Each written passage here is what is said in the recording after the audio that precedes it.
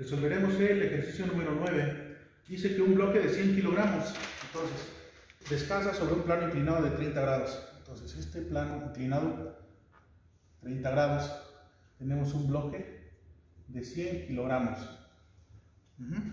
Descansa sobre un plano inclinado de 30 grados. Si mu k es igual a 0.1, coeficiente de fricción cinético es igual a 0.1. ¿Qué empuje paralelo al plano?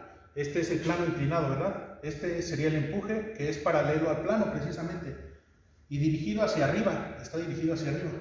Se requiere para que el bloque se mueva, para empezar, hacia arriba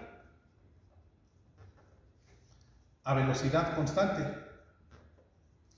Y luego en el inciso B también nos dice que se mueva hacia abajo, pero a velocidad constante. Desde el momento que nos dicen que su velocidad es constante, eso nos ayuda bastante a nosotros. ¿Por qué? Porque la sumatoria de fuerzas en X y la sumatoria de fuerzas en Y, prácticamente nosotros las igualamos a cero. Porque recordemos que del lado derecho multiplicamos la masa por la aceleración, pero si nos dice que su velocidad es constante, su aceleración es nula, entonces igualamos a cero. Ahora bien, algo de lo que debemos de considerar nosotros es que nos están dando ese valor de 100 kilogramos. ¿Los kilogramos son unidades de qué? ¿De peso? No, ¿verdad? Son unidades de masa. Entonces, en base a esa masa vamos a encontrar el peso del objeto. No nos debemos de confundir. Entonces, vamos a empezar a resolver. Primero vamos a plantear el inciso A, que es hacia arriba velocidad constante. ¿Esto qué implica? Tenemos una rampa y vamos a aplicar una fuerza que ocasiona que este objeto vaya subiendo a una velocidad constante. Y entonces, bueno, hasta ahí es entendible, creo que es muy claro. A lo mejor lo que nos queda lo que nos causa una poca de confusión es el inciso B. ¿Por qué? Porque dice, ¿qué empuje va a ser hacia abajo a velocidad constante? Caray, pues si va a ser hacia abajo, a lo mejor ni siquiera lo necesito empujar. Y efectivamente, si nosotros tuviéramos este bloque y lo dejamos aquí, vemos que el coeficiente de fricción es pequeño. Entonces, ¿esto qué va a ocasionar? Que se tienda a desplazar hacia abajo. Pero conforme vaya cayendo, ¿qué va a pasar con su velocidad? Va a ir aumentando.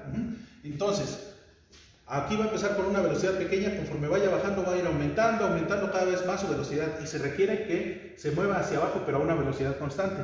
¿Cómo hacemos para contrarrestar que se mueva hacia abajo a una velocidad que vaya en aumento? Pues simplemente con un empuje paralelo y dirigido hacia arriba, paralelo al plano y dirigido hacia arriba. Por eso es que el empuje paralelo al plano y dirigido hacia arriba se requiere también para que se mueva hacia abajo a velocidad constante. Aquí este empuje lo que va a ocasionar no va a ocasionar que suba, sino más bien lo que va a ocasionar es venirla deteniendo para que ésta se desplace a una velocidad constante. Esa va a ser la finalidad en este inciso B. Entonces, una vez explicado esto, ahora sí ya podremos empezar a enfocarnos al inciso A. Vamos a empezar a resolver. En el inciso A, ¿qué es lo que vamos a poner? Bueno, vamos a empezar con nuestro diagrama de cuerpo libre. Entonces, aquí nos dice que tenemos 100 kilogramos. Esto implica que existe un peso, ¿verdad? Este peso que también se conoce como fuerza de gravedad. Y esta se obtiene multiplicando la masa, que serían 100 kilogramos, por la aceleración de la gravedad, 9.81 metros sobre segundos al cuadrado. Esto implica que me va a dar una fuerza de gravedad igual a 981 newtons. Ya tengo el peso. Además también conocemos este ángulo, ¿verdad? Ya hemos explicado en varias ocasiones que este ángulo pues va a ser el mismo que tenemos con respecto a este elemento.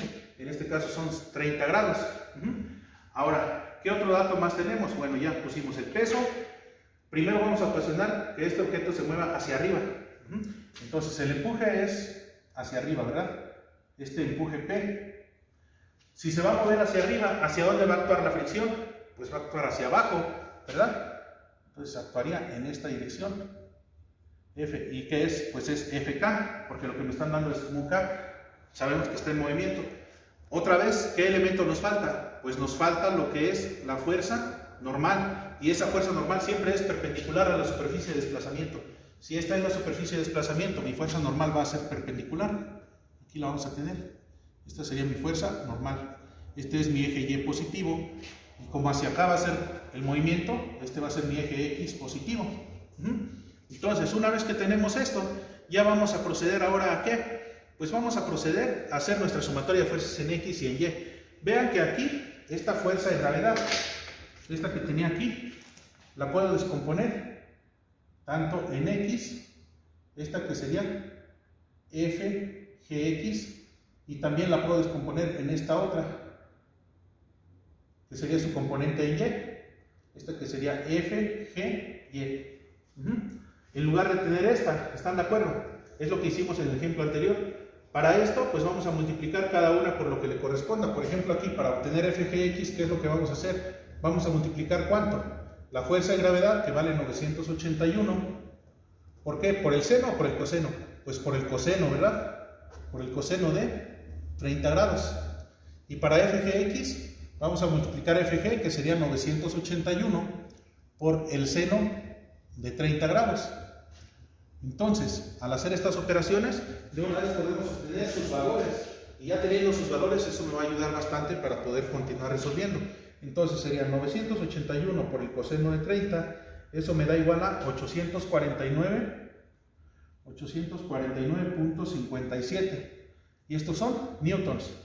Luego aquí 981 por el seno de 30, eso me da de 490.5 newtons.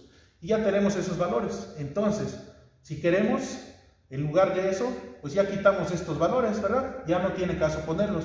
Claro está que yo ahorita lo hago con facilidad porque yo sé que ustedes en algún momento pueden regresar el video y pueden ver de dónde salió cada uno de los valores, ¿verdad? Entonces, así es como nos está quedando ya ahora nuestro diagrama de cuerpo libre. Entonces, una vez que ya tenemos esto, vamos a hacer nuestra sumatoria de fuerzas en X y en Y. Entonces, empezamos. Sumatoria de fuerzas en X. Sumatoria de fuerzas en X es igual a masa por aceleración en X. Entonces, ¿cuáles son mis fuerzas que están actuando en X? Para empezar, tendría P. Este es el sentido positivo, por eso es P positiva. Luego, menos FGX. ¿Y cuánto vale FGX? Vale 490.5. Y luego menos FK. ¿Y FK a qué es igual? A MUK por N. ¿Y cuánto vale MUK? Vale 0.1 por N. Es igual a M, la masa que son los 100 kilogramos, por la aceleración en X. ¿Cuánto vale la aceleración en X? Vale 0 porque su velocidad es constante. Ya no lo voy a poner, pero ustedes ya saben por qué. Entonces esto es igual a 0, de tal manera que me queda P menos 490.5 más 0.1n es igual a 0. Entonces este valor que es independiente lo puedo pasar del otro lado de la igualdad y se convertiría en positivo, ¿están de acuerdo? Entonces sería P y luego dejo menos 0.1n es igual a 490.5. Bueno, después, una vez que tenemos esto, vamos a trabajar ahora con Y. Entonces, sumatoria de fuerzas en Y es igual a masa por aceleración en Y. ¿Cuáles son las fuerzas que están actuando en Y? Es N, luego menos FGY, y FGY es igual a 849.57. Es igual a la masa, que son los 100 kilogramos, por la aceleración en Y. En Y no hay movimiento, ¿verdad? Por eso es 0. Entonces, esto es igual a 0. De tal manera que N es igual a 849.57. Lo único que hicimos, este elemento que estaba restando, lo pasamos al otro lado sumando. Como ya tenemos el valor de N, podemos entonces encontrar P. Entonces, de aquí nos vamos a P, es igual a 490.5. Y esto que estaba restando paso sumando, más 0.1 N. Sustituyo. P es igual a 490.5 más 0.1 y el valor de N, que es de 849.57. Y entonces esto me va a dar un valor de P igual a, sería 490.5. Híjole, ya se programó en otra. Shift, clear, 3, igual. Ya está. Entonces sería 490.5 más 84.96. Y eso nos da de 575.46. 575.46. ¿Qué unidades? Pues de lo que nos están dando aquí son kilogramos, estamos hablando de unidades del sistema internacional. Esto entonces se da en newtons. Y ya tenemos el empuje. Paralelo al plano y dirigido hacia arriba que se requiere para que este objeto se mueva hacia arriba a velocidad constante, se requiere de 575.46 newtons. Ahora vamos a resolver el inciso B, donde nos dice que quieren que se mueva hacia abajo a velocidad constante. Ya vimos que en realidad no va a empujarlo, no va a hacer que suba, sino lo que va a hacer es irlo deteniendo para que no baje súbitamente. Entonces, de acuerdo a ello, vamos a realizar nuevamente nuestro diagrama de cuerpo libre. ¿El empuje cambia? No, ¿verdad? Sigue siendo hacia arriba. Tenemos nuestro eje X positivo, nuestro eje Y positivo. Ahora, el empuje va hacia arriba.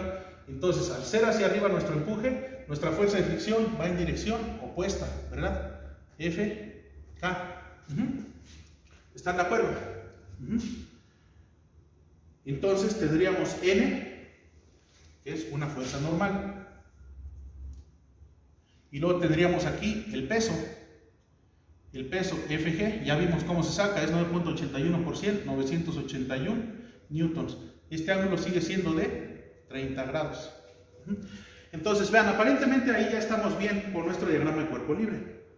Vamos a analizarlo un poquito más despacio.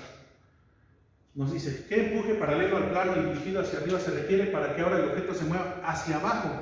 Entonces, para empezar, el empuje sí sigue siendo hacia arriba, pero el movimiento ahora no es que esté subiendo, ahora está bajando. ¿Están de acuerdo?